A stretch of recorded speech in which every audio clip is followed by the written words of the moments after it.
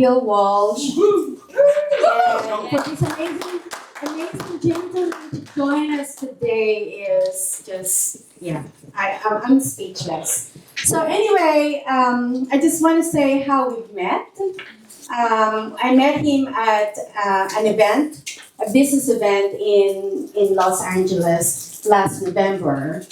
Not even a very long time. And then a few weeks later, I met Bill, and I've connected the two of them, and now here we are. But let me tell you about this gentleman.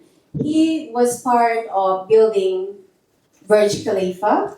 Wow. And also the Palms Jumeirah. And so he's very well known here in Dubai. But not only that, I found out that he's also super nice, super humble. I just love this guy so much. And so now I have Half hour, two big 45 brothers, minutes. unexpectedly. So I'm so honored. And I would like to introduce Ziad Maksumi. Let's go. Give it up. No, I don't need it. Thank you all. Right. Let me tell you how I define myself. I mean, I get all these emails and texts on Facebook that I'm a digital creator.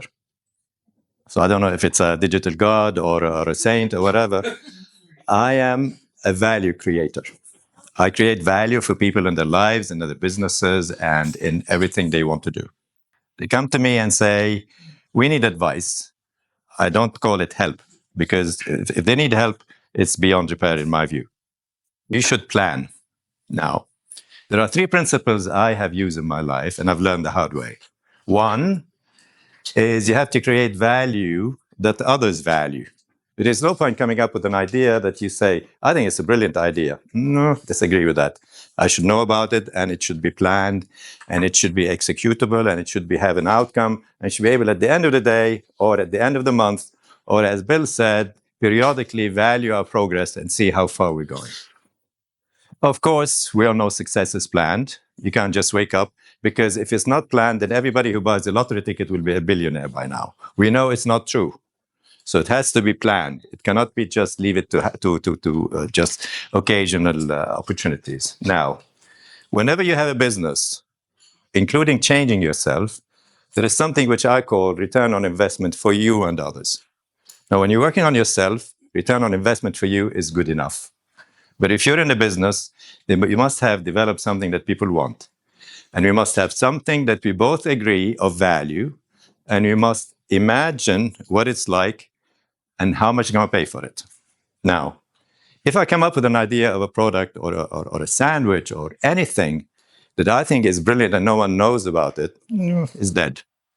If I come up with something and that people don't want it, but I think it's a great idea, definitely it's dead. It has to be market driven. It must have, somebody must want it, or somebody must need it. And I always say there's a big difference between need and want. And this is very important when you're branding or whatever. I want a brand that everybody wants. I don't want a brand that everybody needs, because I can go and get a sandwich. Whereas if I get, there was a sandwich, I know they made a burger in London once that was gold plated, and they sold it for £5,000. It's the same material, but it's just they market it differently. And everybody said, I want it. I work with a company that does, they take the lava stone, they grind it, and they make it into amazing tops for counters, for bars, for restaurants, for whatever it is. Now, one client wanted it so special that we coated it with gold. It was gold plated, basically. And we were selling the square meter at almost $5,000 because they wanted it. It was unique. It was different. And this is what Bill was talking about. You know, you have to create something people want. And you must have a plan for it. You must have a detailed strategy for it. So when we talk about success is planned, there must be a strategy. We can't just come up with something and say, I think it's a great idea, and go back to sleep. One of the things we were talking about planning, I wake up at 6:30 every morning. I go through my to-do list and see if anything has happened the night before that I need to change. So actually on my desk, and I work from home, I have two lists. One that has to be done, and one that has to be done today. And I update them. That list is never ending, never finished. Now, the difference is the software is in my head. I don't need a software and so on. I mean, I can tell you incidents that happened in the playground when we were in kindergarten. I have this amazing, annoying memory, in some cases better than women. But still, I can remember things, details that are of relevance and so on. And this is very important when you're building a business. This is very important when you're meeting somebody. I never go to a meeting unless I do my homework. I never go to a meeting on business unless I do a full background on the person I'm meeting, the company, their weaknesses, their strengths, where they have failed, and where they have succeeded. Because if we get to the point when it's talk business, then I need to know how I'm going to make him or her say yes or no. And I need to know what the tipping point is, because if I don't know that, I'll be wasting my time. So I will not go in and give a presentation. When I give speeches, I don't give PowerPoints because I want people to listen to me and not just to copy notes and just listen. Because if not listening to me, they will forget what I said. Now, you're all here for a reason, for a purpose, that you want to succeed and build a business for yourselves. I want you to think about 3 good things about yourself that you think are amazingly useful and powerful, in your own words, and 3 bad things that you think are stopping you from getting there. Whatever they are, I don't care if they're personal, if they're business, if lack of knowledge, but please don't put them as excuses. Don't say the neighbor parks in my car park, therefore I can't go to work. This is not my problem, Don't tell me I can't lose weight because I love cakes. Don't eat cakes. Simple. All my friends who say I want to stop smoking, well, don't buy cigarettes. Simple. So I want you to think about 3 things that you think are stopping you from achieving what you want, and 3 things that you believe are amazing drivers that can take you there. And as Bill said, they have to be connected somehow. We can't just take in isolation, I want to do this because. One of my best friends is a billionaire, and he said, the first thing you should ask yourself, why do you want to be a billionaire? Because there's a cost involved. Is it a matter of getting 20 Ferraris? You can rent them for a weekend, because at the end, you're going to get bored with them.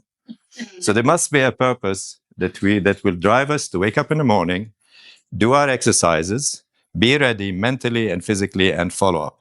Because in the beginning, there's only you, which is also a big problem, because you do not know everything. You do not have all the resources that you have. So you need to find out what else is missing. This is what we talked about before. So I wanted to put all these 3 points in your head, and I want you to repeat them in your head, the good ones, the bad ones, the strength, the weaknesses, and I want to do this exercise. You'll love this. This exercise, there was a movie where I loved, it's called Back to the Future, with Michael J. Fox. And in that movie, they come back from the future, but they're actually in the future. So one of the exercises that I do, I call it Back to the Future, where I want you to imagine that you've already succeeded in your business. You've done it, boys and girls, but I want you to see how you have done it. So I want you to close your eyes, take a deep breath, relax, take a very, very deep breath. So I want to make sure that you're relaxed, so your muscles are relaxed, your brain is clear, and all you see is just clear energy inside yourself. Yeah, that's it. Just go deep down, as deep as you want. And when you're ready, I want you to go to the time where you have achieved, as we said, all the successes that you want. Is it your car? Is it your penthouse? Is it your office? Is it your health? Is it your wealth? Is it your recognition? It's your awards? Everything that you can think of in the timeline that you believe is necessary for you. And I want you to step into you, having succeeded, having changed, having won everything that you want. Imagine, enjoy, and live exactly what is it, that feeling, that great feeling of success. See how it makes you feel. And I want you, in that state, to look back, take your time, and see everything you had to do to get there. Because you've done it. In your head, you've done it. You have no excuses whatsoever. So I don't want excuses. I wanted to ignore everything that stopped you from doing it, besides yourself, and ignore them and find ways. If there's an obstacle in your way, just go around it. There's no point keep on trying to go through a rock if you can go around it. I think it's silly to prove it to others. Look, I can't. You don't have to. Just prove it yourself at this stage. So I want you to take time, look back, Look at all the steps that you had to do and learn how you have done them and come back now knowing exactly what you need to do. And look into the future again, knowing that anytime you can do that. So take another deep breath and open your eyes and tell me, what did you see? Any of you. What's stopping you and how did it make you feel when you succeeded? What did you have to change in yourself to get there? Anyone? Any ideas, suggestions? Believe. Believe in what? Really believe in my ability to create. So what stopped you before? Doubt. Of? In my ability to go all the way through. I know, but this is excuses. I said we don't want excuses. Oh. Tell me what's missing. Tell me what's missing that stopped you from doing that anyway. Is it other people telling you cannot succeed? Is it saying, what if? What is it that stopped you there? I want you to think about it. For me, Yes. for me, I saw the life that I always wanted, but I always been envisioning this, knowing NLP, and I think what's stopping me to get there is myself. I have to get out of my own way. In what way? I feel I don't have all of the knowledge. Okay, switch the feeling off. And the How would you change the feeling out and see what's missing? This is what we were talking about earlier on. What the skills that are missing, the resources. Okay. What skills do you need? I mean, you have the best resources in this room. What skills do you need? Ask any questions to anybody. You know, this is a learning hub. Sales and marketing skills. Fine. So we focus that on sales and marketing. Let's go back to create value that others value. Right? Mm-hmm. How would you tell them that you have something that people want and ready to pay for it and agree what value they will exchange for that, which is could be dollars, could be X, could be cars, could be just a hug, whatever. Tell me, because we're talking, there is no difference between the personal and the business. You know, still dealing with humans at this stage, eventually probably dealing with AI all the time. So humans don't exist, which scares the hell out of me. I mean, it doesn't. I'll probably employ the best hackers to change the outcome. But this is one way of cheating. But then we're talking about perception of value. So what do you need to know in your business, in your views? What do you need to do to get the initially possibly less uncertain answers? There is nothing guaranteed. You know, you buy a lottery ticket, you only know you won when they do the draw. In business, there are no lottery tickets. Business is like a battle. You prepare, it's like a marathon. When I ran my first marathon, I had to train for 9 months. And in that case, my driver was, because the doctor said you have a heart problem and you have to be on medication for the rest of your life. Being who I am, I said politely, F off. And I trained, but it took me a long time to train. You know, building a business is like a marathon. You need to train how to pace yourself. You have limited resources. You have to learn how to breathe. You have to learn how to hydrate. There is nothing different. Every process that we talked about, there's a plan for it. Success is planned. You cannot just say, I want it, unless you've inherited, a lot of money. I work lots of family businesses. And one of the issues they're facing now is that the young generation doesn't want to learn. Yeah. They don't. I mean, I worked with this big, amazing family. He's amazing. The father, the grandparents were great also. But the son, who's 18, doesn't want to go to university. Anything you like, football, we'll send you to Manchester, my university. Do you like American football, like tennis, whatever you want? No, I'm a billionaire. Why should I go to university? The answer is probably by the time you're 30, you will not be a billionaire, not will not be a millionaire. Because if your argument is, I want to change my Rolls Royce every week because I have a different dinner, the billion will go very quickly. And in my days, $1 million was a lot of money. In these days, $1 billion, there are a few of them. Now we're talking about trillionaires. So what is that stopping you? Resources. I mean, I can spell it, but I don't know what it is. I need to 5x whatever I'm doing right now to bring in maybe 10 more millions to assist the business to grow to where I want it to be. So 10 million this year. And do you think the 10 million is the same, the way I would value it, or the way she would value it, or the same that she would value it? The 10 million is needed.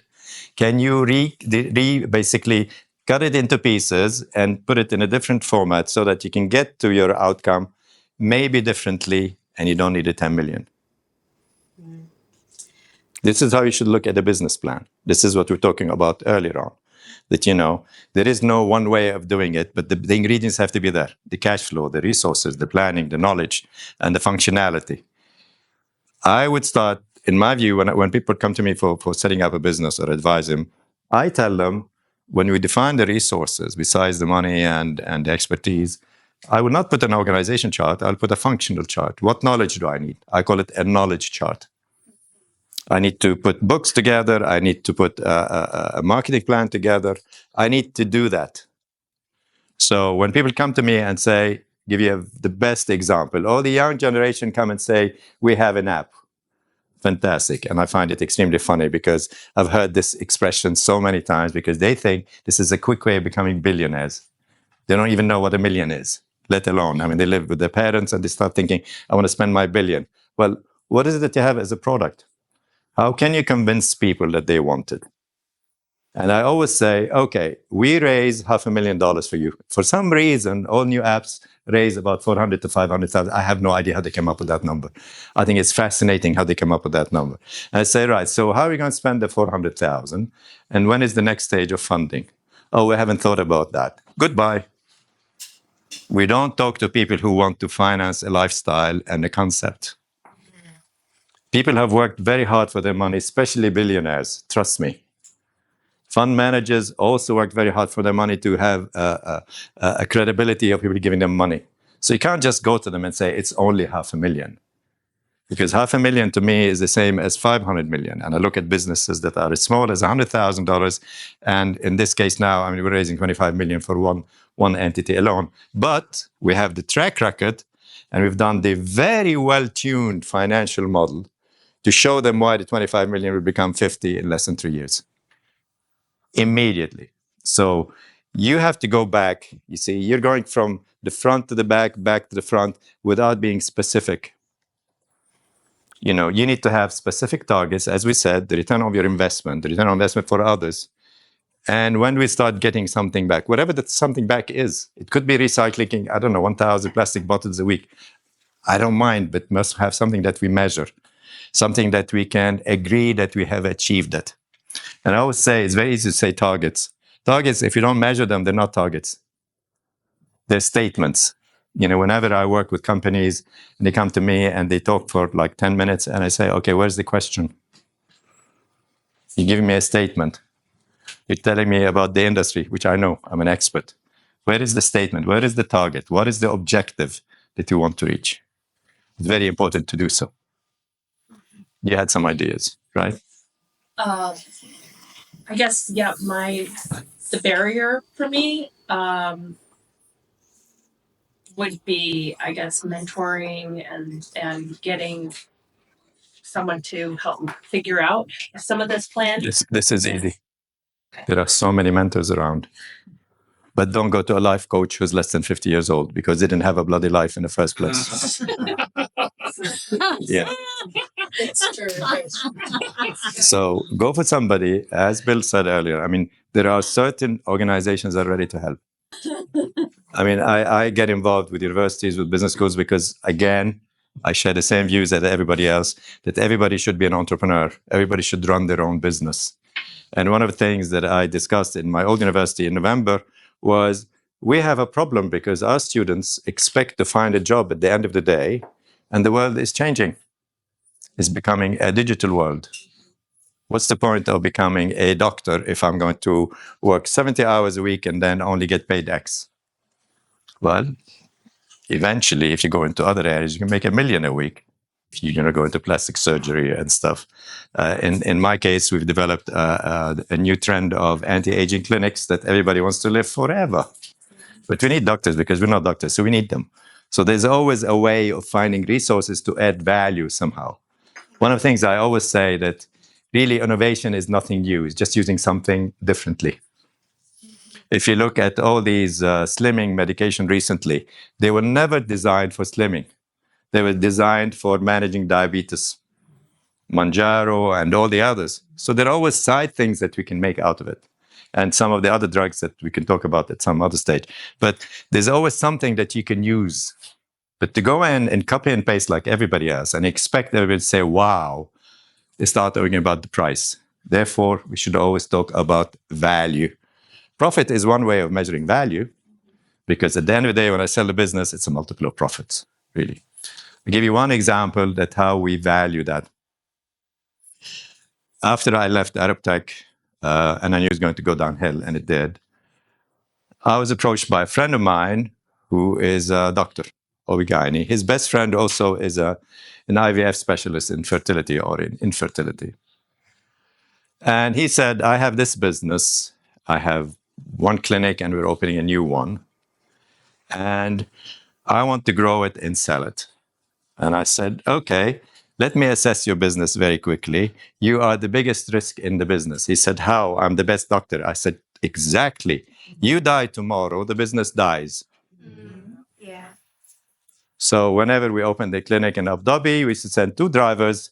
So if one of them falls asleep, he will drive. Because if he dies, there is no business.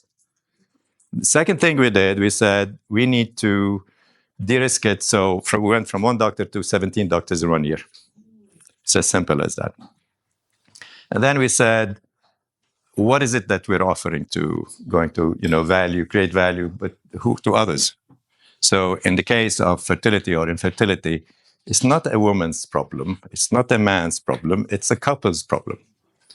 And even if you could pretend to be gender fluid, you can't get pregnant. Simple. I mean, we have to be a man and a woman with the reproductive system and so on. So we started treating the male and the female. We started treating the conditions that might affect the pregnancy. Obesity, diabetes, stress, for example, hormones and stuff. The same with the male. I mean, one of the issues we found out that a lot of muscle enhancement drugs will kill your sperm. So you have to do something about it. So we started what I call the weaning clinic. And that used to generate for us about $25,000 a week. Because everybody wanted to build muscle, then you want to get pregnant, they don't have children. Stupid. Get children, then build muscle, whatever it is you want. So we treated the whole cycle. And then we invested heavily in labs to make sure that, everything is well, not contaminated and stuff. And the success rate went to over 80%. Now, perception and marketing, I'll tell you about that. So we went through the whole cycle. I went through the whole cycle and we said, we want to sell the business in 3 years' time. He wanted $20 million. I said, well, go and get a bookkeeper to do that. We're talking $200 to $300 million. He said, can you do that? I said, of course I can do that. Because I knew exactly what I wanted to do. And the way we did that is from the beginning, we knew what the multiple for the valuation is. So we came up with a measurable outcome that says, if we're going to sell it at $250 million, assuming an 8 times multiple, we know what the number is. It has to be about $30 million profits, right? We went beyond that. We went through every activity that we provided and we measured the average spend per patient. So the patient was a man, was a woman, or a couple, basically. So the average spend in Dubai went from about $10,000 to $14,000 per treatment. Same couple, right? In Abu Dhabi, it went higher because the locals get 3-time trials and the insurance is different. So we understood every part of the operation and we increased the average spend to the point that the first year we went from, people don't believe this, $2 million in revenue. The first year we went to $62 million in revenue. And the third year to almost $95 million in revenue with a net margin of 53% because we were pricing everything so meticulously. The other thing, when we said that any buyer will look at our balance sheet and our P&L, they want to see the liabilities, they want to take the risk. And our biggest asset on the balance sheet, that's why you can't just look at one aspect of business, is the receivables. If the insurance doesn't pay, my value goes down. So the biggest investment was in systems and clever loss adjusters. That department was the biggest department in the operation. So the rejection rate went down from about 30% by the insurance companies to less than 2%. And we're talking $2 million a month in that sense. So we planned everything meticulously. Now, one of the big companies that wanted to buy us, of course, they came in with big muscles, with a big company, and we're only going to offer 6 times revenue, EBITDA. And I said, politely, go and F yourself. Politely. He said, what do you mean? I said, you're a public company. This is where planning becomes very important. You're a public company. You're trading at 49 times earnings. You want to buy me at 6 times, and I'm making $82 million of profit? You can politely F yourself. Politely, you know? Eventually, we agreed at 14 times, which is never, no one has achieved that. Because I did my homework, I knew what you wanted.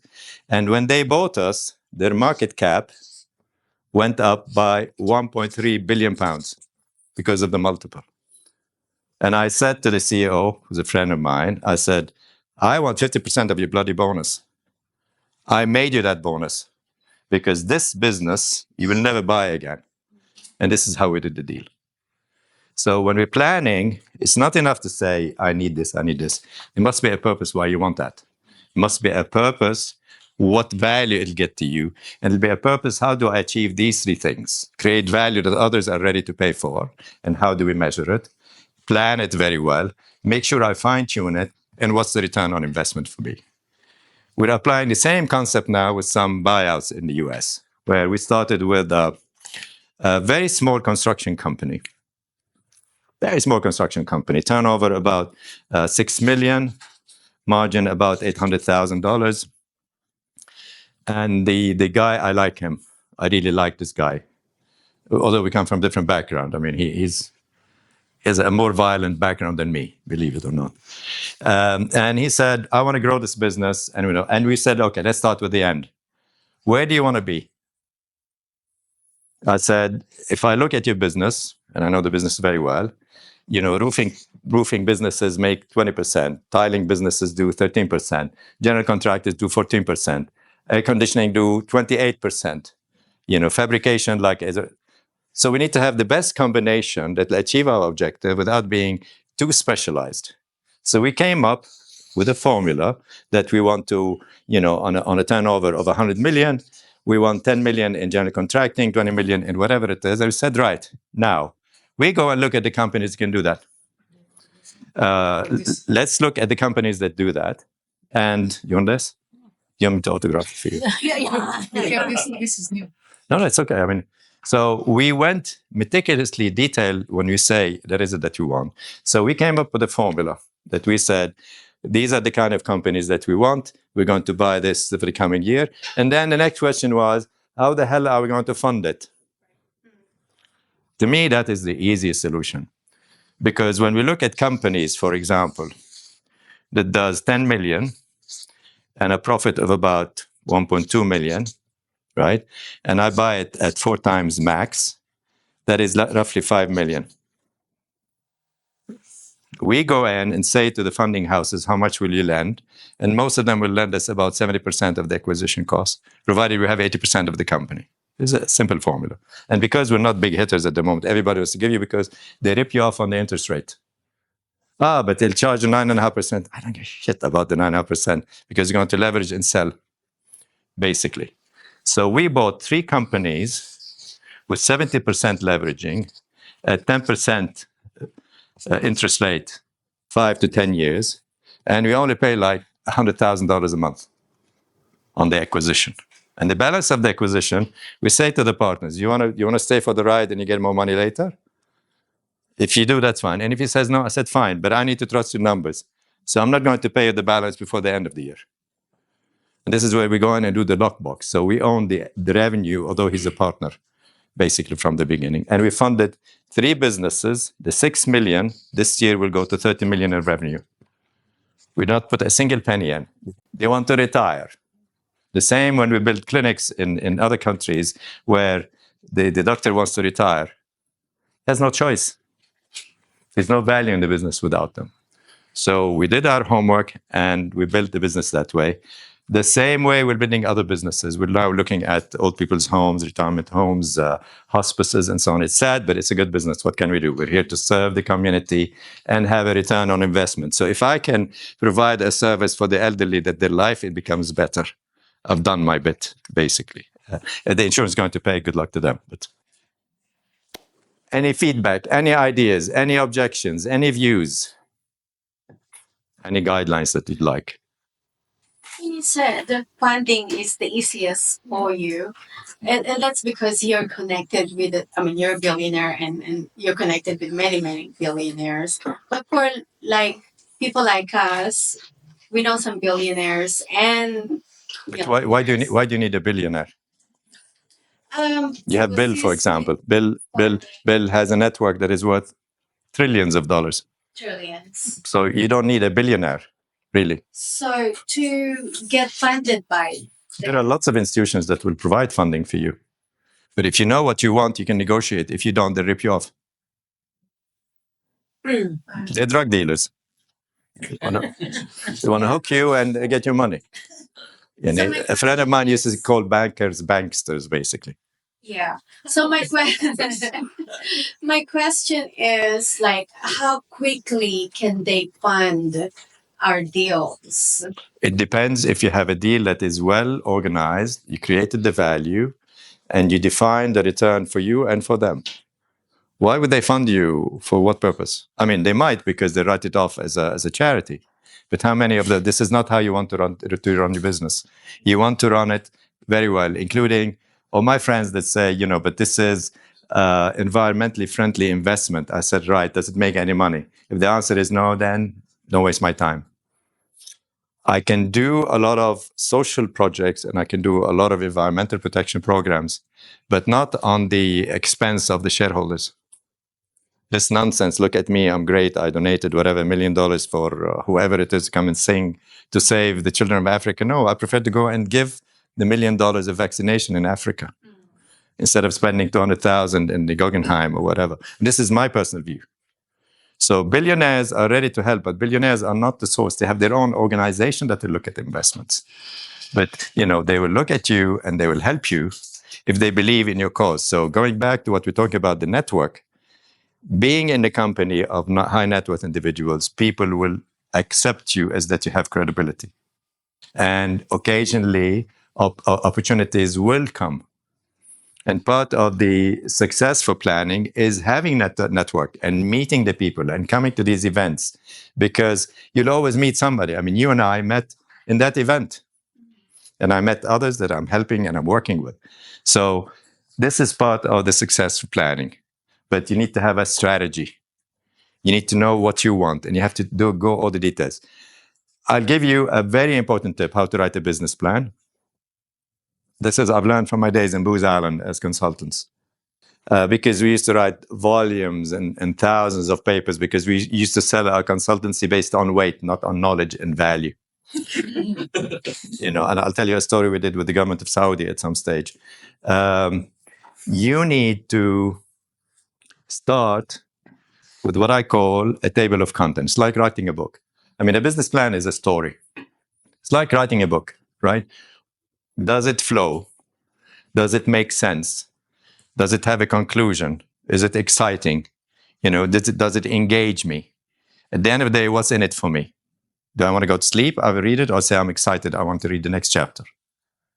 And my advice to you is you start with that business plan table of content that supports your story. You fill the gaps that are missing, or you ask others to help you fill the gaps, mentors, advisors, and so on. But you always have the conclusion in mind. What is my return on investment? Otherwise, people will say, this is all nice. You want to save the world, you save it with your own money. Not me. You want me as a person to donate to a hospice, I'll do that. But it's not a business. There is no sustainability. There is no process that will continue when that emotion or passion dies. This is the real world. Only the ruthless will survive. This is the new book that we're writing now. So, Do you have do you scale most businesses by acquisition? in what way? like you were talking about. I do. Yeah. I do. Yeah. I do. I can read a balance sheet very quickly. I can go through a P&L very quickly. I can analyze a person's CV very quickly. And I have a BS detector, you know. I can tell you. I mean, usually when people come to me, we've seen you, want to help you, and I usually give them 45 minutes, 30 minutes of listen to BS, and 15 minutes of seriousness. And if it doesn't work, I walk away. I can charge them a lot of money, but I'm not interested in this because they want you to be there to validate their thoughts are correct and they're in deep, whatever. So yes, you have to dig deep. You have to be prepared, and you have to understand, not accept anything at face value. Not even Facebook. Most of it is fake, by the way. So you need to dig deep, and you need to have all these elements of the strategy that we're talking about. Because somebody might think that the value is having good parking space if I go to a clinic, or good coffee when I sit in the lobby. And we do that in our clinics now, for example, in Greece. And you'll all be invited for the great opening, but the Greeks are slow. What can we do? We want the customer journey to be high-tech and extremely efficient. So we have wearables that the clients will download all the information. It's all protected. So when they come to the clinic, they don't even have to wait. The system will pick them up, send them a message and say, go and sit there. We know that you like your coffee. It's there on the machine. Everything that you want. In Greece. But we're going to run it, not them. We're going to send my own team to do that. I gave a speech 15 years ago, almost 15 years ago, to a group of doctors. And I raised 2 points, one of them just to piss them off. And I said, 1 in 20 in you is a crook because they cheat on their insurance claim. And because of you, the clients are paying a premium for your criminal act. Because you tell them to do procedures that are not needed so you can make more money, and this is immoral. Now, having put that 5% of you are criminals, let's talk about how the industry is going. I said, imagine you're coming out of a hospital and you're driving your Tesla. And on the screen, it says, autopilot is taking over. I'm parking the car in the next parking bay. I've measured your pulse. You're having a heart attack. So I've called an ambulance and I gave him your location. And if you have respiratory failure, use this machine. And by the way, your kidney is failing and we're printing one. Which part of that is not real? None of it. And this is where technology comes in and puts all these things together. Which brings us to the most important point, is data. Data is the basis of knowledge. Data is not something to have. I remember in the 80s, my first security company that did electronic security and so on, the best we can get is a fingerprint reader that has 16 points. This is why you could not tell the print. Now you have like 64 million trillion points because they collect information on you, and we've developed technology to do so. Imagine this is the case in diagnostics and in health, where in the old days we used to put an X-ray machine on a mammogram, we couldn't tell. Now we can go deep, and that's because of data. Now, imagine if your mind is like that, and you can analyze everything so quickly, as we said, competently, subconsciously. I mean, we all believe in that. We take all the bad things out, replace them with good things, because we're used to doing certain things and we justify it to ourselves, and we start doing it without thinking. In some cases, we're biased, we're prejudiced without thinking because we are trained to do so. We live in an environment that forces us to do so, and we need to change that. Because to me, this is noise, as Bill has said. This is noise that distracts you and takes you away from being focused, from being laser sharp, from being a missile that can go and hit, basically. So data is the future. The last lecture I gave at my university was advising the board, you're sitting on over $100 billion of assets. I said, why? I said, first of all, you have to fire all the lecturers because they're annoying, first of all. Second, we need to change our teaching system. Because during Corona, everybody became remote educators. So what's the point of having a lecturer? The point of having a lecturer is to get me to think differently, to get me to get excited about the project, to get me passionate about what I want to study, basically. And I said, we have 6 teaching hospitals, and we have human samples that exceed 150 million. I'm ready to buy it from you at 5 billion. And he said, is it worth that much? I said, no, it's worth 150 billion actually. Because we take that data and we use it consistently with the pharmaceuticals who are ripping the world off, with everybody else that are doing. And not only that, we can give you a laser targeted treatment. I'm working with another company in the US that does research on cancer. Now, if they have access to the 100 billion samples that we have in Europe, then whenever they diagnose somebody with cancer, they know exactly what works. And not go in and do this and do this and do this and do this. So to me, knowledge and data is the future of personalized services and health. This is where the money is. Not Bitcoins and all that crap, sorry. Good to know. Any other questions, points, views, comments, jokes? I'm open-minded. No. Has your value changed? Yes. I used to trust people more, which I thought is a good thing. And I found out that I can't trust people more. No. But also my values changed, that I wanted to convince them that they're wrong. I don't care anymore. And I'm saying I can't change the world. When we grew up, we're all young and passionate. We want to change the world. We want to be hippies, musicians, and leaders, and politicians, and so on. And you say, let somebody else do it. Not because we're lazy, because you know how you can be more effective. And if you ask me what my legacy is to get the young to think differently, to get them to accept values. And I always say, as parents, we are responsible for education. We can't just give it to them and give you an iPad. You know, we have to keep these values that were instilled in us and made us who we are to get them there. This is our DNA that we have to give to others. These values, these principles that we have done. I think the world is becoming unpleasant, where bias and extremism is okay. No, it's not okay.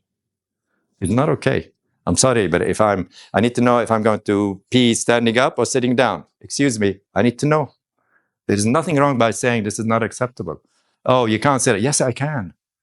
And we all should say there are lots of things that are not right. We need to make a difference. And making a difference, in my case, is work with the people who want to learn and help them become successful entrepreneurs.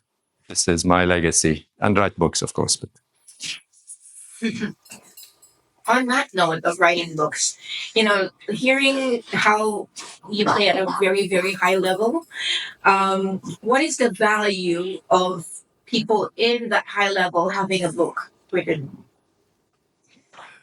well, if you ask all the big successful people, they tell you never stop learning. So you can always get a different point of view, basically. And you can't say, I know everything. I mean, unless you're Elon Musk, he thinks he knows everything. But even his share price is going to go down because the Chinese learned how to do a better car than him and they're selling more. This is the knowledge that we're talking about. If you look at the Japanese after the war, they had no industry. They brought everybody's money and invested. I mean, you don't remember, but in the 60s, their cars were like dinky toys. They're not funny. Look at their cars now. The Koreans came over and took it better because the labor was cheaper, and now the Chinese. So somebody comes up with an idea, you can do it better and cheaper and roll it out.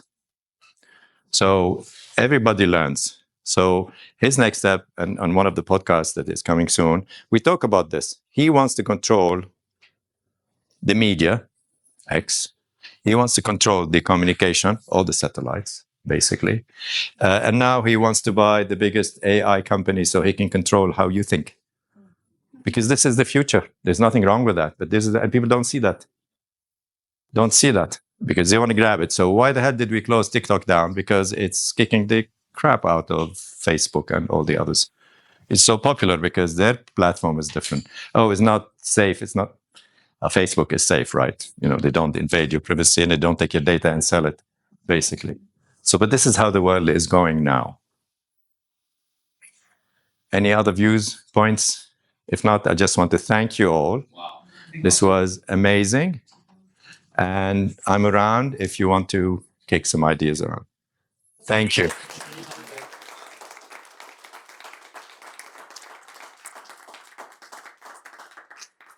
So do me a favor, guys, if you would. Could you guys all stand up? Now, do me a favor, take out your phones. I want you to come stand over here with me a little closer. That crazy bright light. Yeah. A little closer this way. Yeah. There you go, right there's good. Now do me a favor, take a selfie. Put yourself. Yeah, I want to get you out of that light though. You stand for. There you go. Put yourself in a selfie and get us in the photo. My camera's broken. Look at the smile. Get down a little. Smile. Oh, wow. Now, I want you guys to do me a favor and go put a post on Facebook